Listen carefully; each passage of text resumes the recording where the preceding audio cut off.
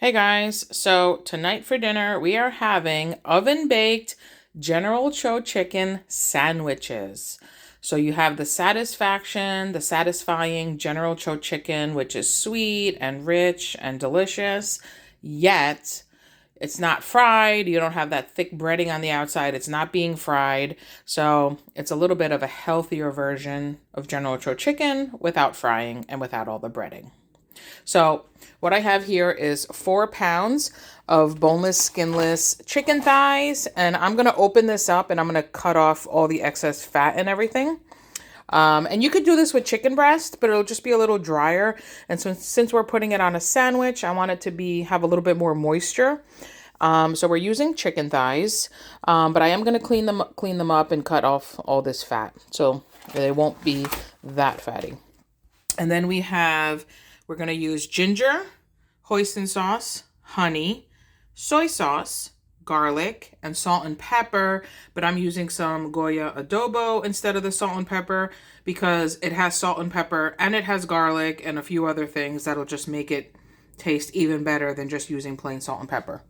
So those are the ingredients and some olive oil. I'm going to get these cleaned up and I'll be back with you in a minute. Okay guys, so I got the 4 pounds of chicken thighs cleaned up. Everything that I cut off, probably about a pound right there. I have my chicken thighs all cleaned up. I cut off all that excess fat, cut them into pieces, like bite-sized pieces. And now what you need to do is get a baking sheet, preheat your oven to 425, and you're gonna wanna cover your baking sheet with parchment paper, just to make it easy to clean up later. And you don't have to sit there scrubbing your pan. So get a large baking sheet, cover it in parchment paper, preheat your oven to 425. So what you're gonna do is take cornstarch and you're gonna use just enough, oops. You're gonna use just enough to coat all of this. You need about 1/3 cup of cornstarch. You're gonna get a spoon. And you're gonna, oh my goodness, look at the mess I made here. Anyway, I'll clean that later. Just give the chicken a toss in the cornstarch. You wanna get the pieces coated in cornstarch. It's probably easier if you just do this with your hands. And just get all the chicken pieces separated and each piece coated in cornstarch.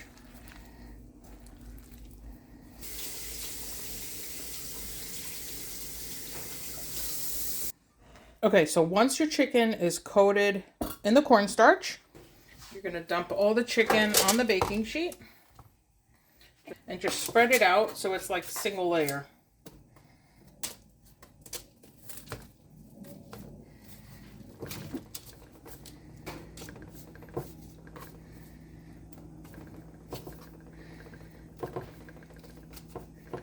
And if you don't have a baking sheet this big and you need to do this in batches, or do 2 trays and do one on the bottom rack and one on the top rack, that's fine also.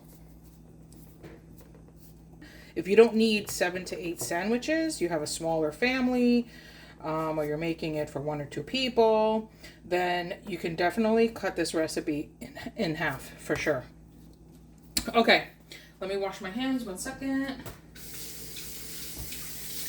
Now what you want to do is sprinkle this with salt and pepper. I'm not going to do salt and pepper.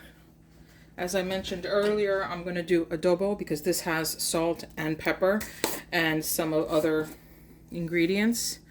But it gives it a nice level of salt and pepper, and it has garlic, which is an ingredient that I'm going to add later to the sauce anyway.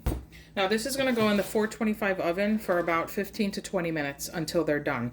Obviously you want the inside of the chicken to be 165, and depending on the sizes that you cut, I'm thinking 15, maybe 20 minutes on this, and it's going to be perfect. So I'll see you in a minute. I'm going to get this in the oven, and then I'm going to show you the next step while this is cooking, what you want to be working on. Hey guys, unfortunately the video, I didn't even realize it wasn't filming when I made the sauce, but you basically put all the ingredients I had on there in a pan, let it simmer for 5 minutes, and then you take the chicken out of the oven, toss it in the sauce, and you have your homemade oven-baked General Tso chicken. And then you can toast up some sesame seeds to sprinkle on top, which is not traditional in General Tso, but I like the way it tastes. And then that's dinner. So I'm going to maybe I'll put the recipe in the comments so that you can see how to make the sauce. It's so easy.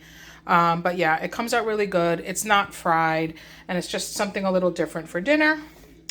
Anyway, thanks for watching. Bye.